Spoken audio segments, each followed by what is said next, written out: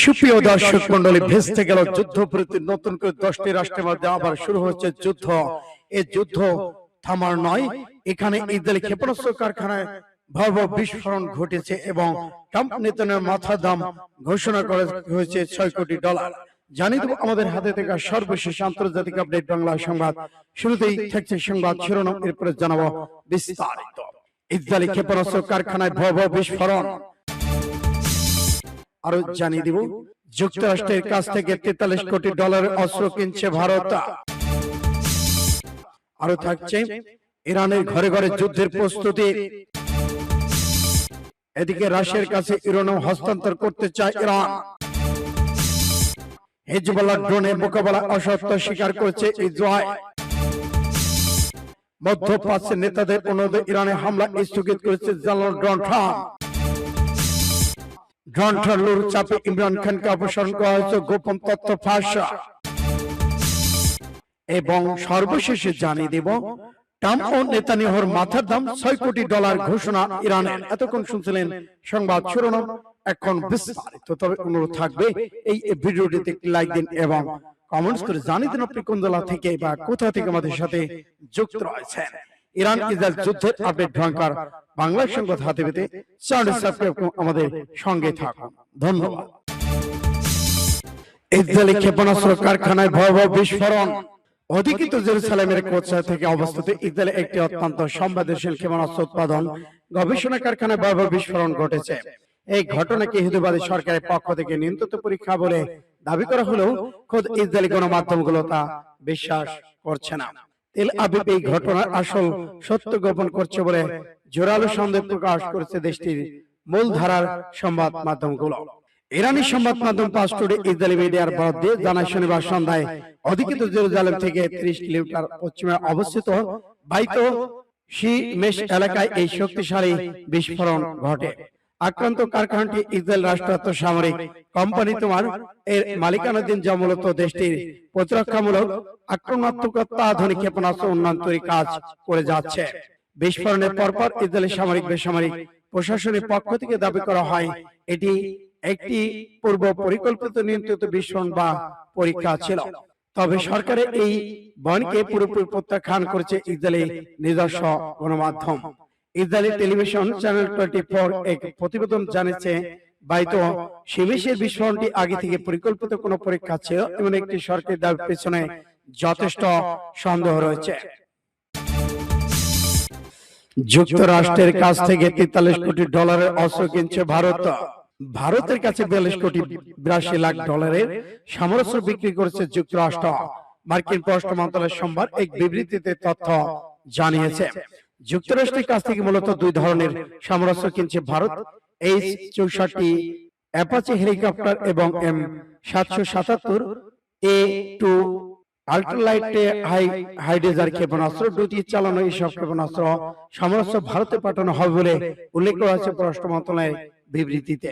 বিবৃতিতে আরো বলা হয়েছে, এই $42 কোটি বাজেটে অর্ধেকের বেশি $23 কোটি বরাদ্দ করা হয়েছে M777A2 আল্ট্রা লাইট হাইডেজার ক্ষেপণাস্ত্রের সঙ্গে সংশ্লিষ্ট বিভিন্ন খাতে।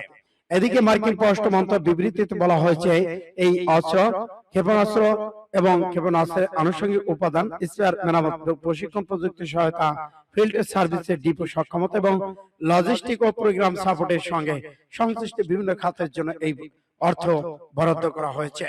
এদিকে 2025 সালের দ্বিতীয় মেয়াদে সক্ষমতার আসার পর প্রেসিডেন্ট ডোনাল্ড ট্রাম্প ভারতকে যুক্তরাষ্ট্রের কাছ থেকে আরো বেশি সমরাস্ত্র কেনার জন্য চাপ দিতে শুরু করে। মূলত সেই চাপের প্রেক্ষিতে ভারত নতুন করে এই অস্ত্র কেনার উদ্যোগ গ্রহণ করেছেন। যুক্তরাষ্ট্রের পররাষ্ট্র মন্ত্রণালয়ের বিবৃতিতে বলা হয়েছে, এই প্রস্তাবিত বিক্রয় মার্কিন ভারতীয় কৌশলগত সম্পর্কে শক্তিশালী করতে এবং এই একটি প্রধান প্রতিরক্ষা অংশীদারে নিরাপত্তা উন্নয়ন করার মাধ্যমে মার্কিন যুক্তরাষ্ট্রের পররাষ্ট্র নীতি ও জাতীয় নিরাপত্তার উদ্যোগকে সমর্থন করবে। সূত্র এনডিটিভি ওয়ার্ল্ড। ইরানের ঘরে ঘরে যুদ্ধের প্রস্তুতি।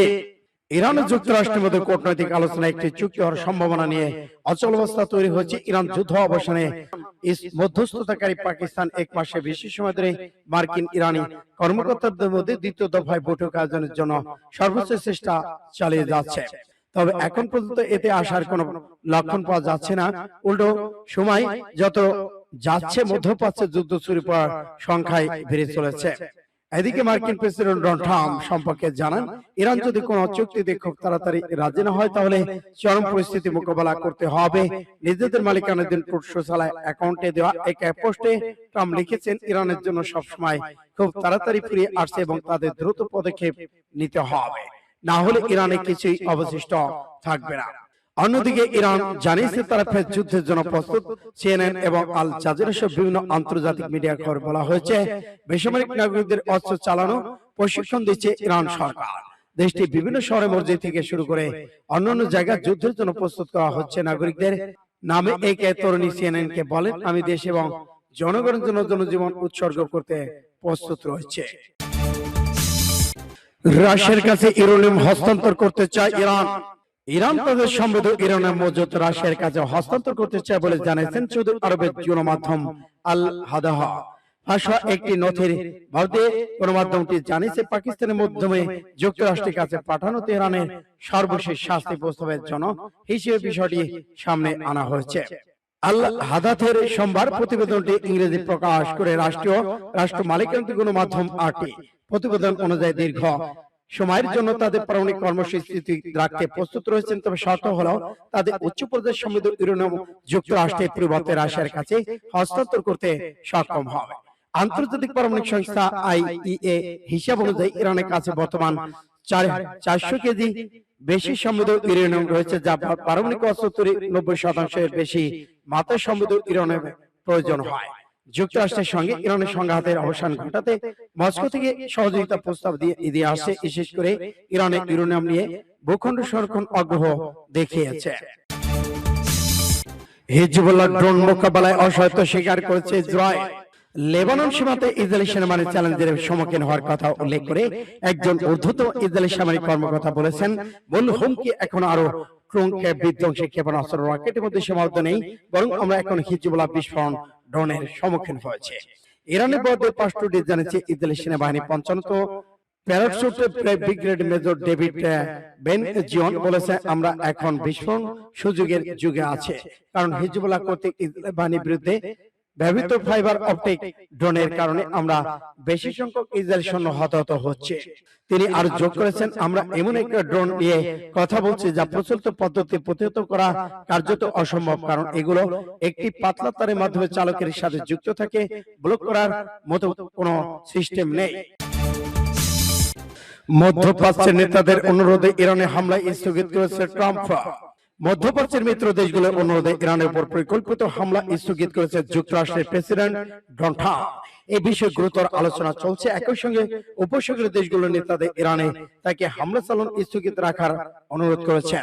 সোমবার সামাজিক যোগাযোগ মাধ্যমে এক পোস্টে ট্রাম্প এই ঘোষণা দিয়েছেন।